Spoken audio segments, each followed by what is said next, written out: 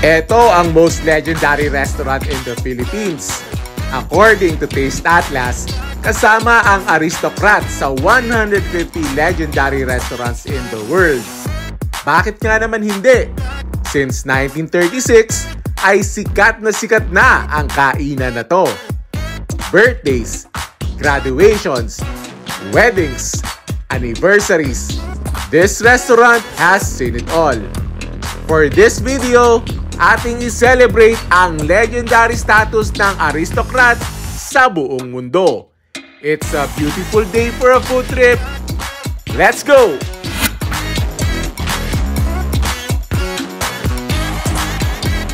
Narinig na tayo sa most legendary restaurant in the country. Aristocrat. Since 1936 tayo ay mag-chicken barbecue among others. Grabe, sobrang jam-pack to. Hindi pa rin talaga nawawala ang appeal ng Aristocrat. May mga group meals din sila, which makes sense. Kasi ang Aristocrat very popular sa mga parties, lalo na yung mga graduation parties, mga birthday parties, gayon. Yan, may mga nagdadatingan pa, may mga nag-graduation pala. Kaya ang daming tao. Are pala si Justice Alex saka Doña Engracia, ang founders ng Aristocrat. Yan, may mga waiting pa din eh. Tapos may dining area naman doon. Kami naman idadalwa, mas madali kaming isingit.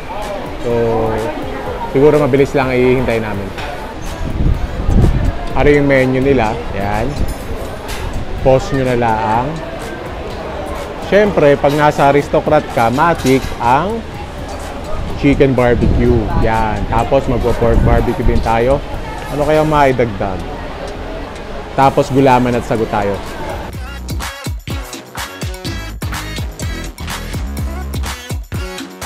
Looking around dito sa Aristocrat, marami yung obvious sa mga balikbayan, and aminin naman natin, isa talaga to sa mga top choices ng mga balikbayan. For sure, meron kayong memory na pagkasundo nyo sa airport, din na kayo dumiretso sa Aristocrat sa Rojas Boulevard. Una dumating yung sagot gulaman. Una na muna natin habang maganda pa, maya-maya yan, tunaw na. Nag-order ko sa gugulaman o halo-halo. Para syempre, malamig ang ating sagot gulaman. Tapos haluin, nasa baba ang gulaman.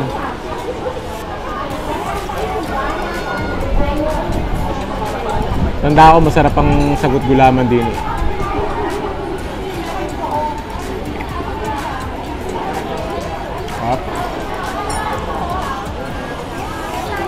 Tatabi ko muna at baka rin maubos. Wala pang pagkain, ubos na.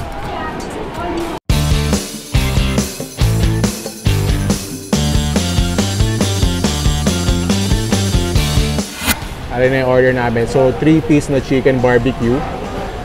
Tapos, syempre may java rice yan. And pork barbecue, may java rice din. At ang ating sabaw, sinigang na bangus. Ayan. Sana maasim. Tingnan natin kung marami. Oh, medyo marami namang laman na bangus belly. Ayan, so kakain na tayo dito sa most legendary restaurant in the Philippines. Biruin nyo, kasama siya sa top 150 list ng Taste Atlas when it comes to legendary restaurants in the whole world. And if I'm not mistaken, Arilang Aristocrat ang kasama sa listahan. So, technically, that makes it the most legendary restaurant here in the country based sa Taste Atlas. So, bago tayo kumain, lipat muna tayo sasalin muna tayo sa mas maliit na malukong. Para yung ating hihiguping sabaw. Para na rin ang ating gulay. Yung mga viewers natin na OFW dyan, na-miss nyo ba? Pag-uwi nyo, daan kayo dito ha. Ayan, so try muna natin itong barbecue. Barbecue muna. Ayan. First bite. Thank you, Lord.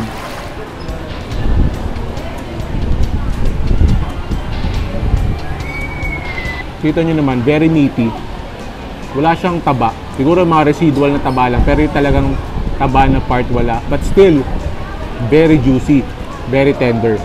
Tapos syempre, classic din yan, yung Java sauce. Classic din yan sa Aristocrat. Yan ang classic na sausawan ng kanilang mga barbecue. Sausaw natin.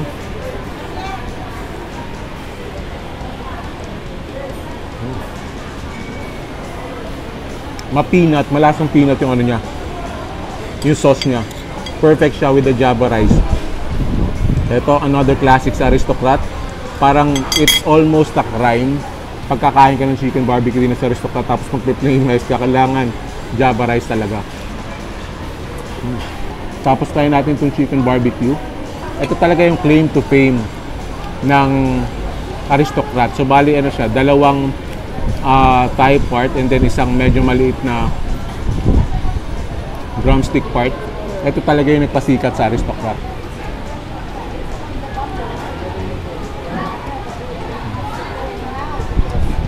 Yung tamang-tama lang yung tamis, savory.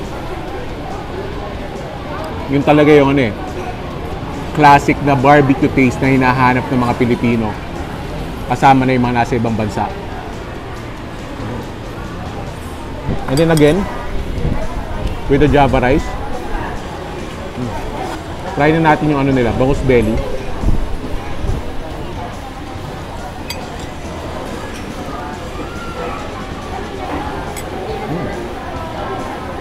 Typical na bangus belly pero masarap. Yung pagkaasim niya, personal preference, masarap sana kung mas maasim pa. Pero ito, sakto na to for a lot of people. Ayun yung ano nila, yung atsara nila, classic din yan Pag medyo nauumay ka na sa kinakain mo, atsara muna, pantanggal umay.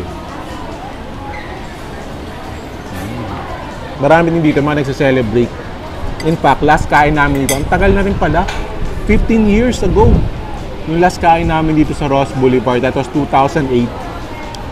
Nag-work pa ako sa Makati noon. So, na-promote ako sa trabaho. So, nilibre ko yung family ko dito sa Aristocrat sa Ross Boulevard. Tapos, tanda ko si Mrs. noon. Nagliligawan pa lang kami noon. May good news din siyang ano yun, kaya memorable sa akin yung araw na yun. And a lot of memories have been born, have been nurtured dito sa Aristocrat. Kaya kahit sabihin mo na marami ng mas masarap na Filipino restaurant, yung nostalgia nandito pa rin sa Aristocrat, at least sa main branch nila dito sa Ross Boulevard. And marami pa silang masarap dito Kayo, ano yung paborito nyo in-order dito sa Aristocrat? Let me know in the comment section. Yung basis ng Taste Atlas sa pagiging legendary, yung talagang pag sinabi mo yung pagkain, yung talaga may isip mo. So dito sa Pilipinas, pag sinabi mo chicken barbecue, Aristocrat yung may isip mo di ba? Sama mo na yung pork barbecue nila. So, 1936, malapit na sila mag 100 years, and I think naman, aabot sila ng 100 years. Pag ganito na yung food, kahit pa paano na maintain nila. Cheers to soon to be 100 years ng Aristocrat. That's it for today's vlog. Thank you for joining me. Sana nag-enjoy kayo. And if you did, make sure to click the subscribe button and notification bell and watch my vlog right here. Thank you for watching. I'll see you in a bit.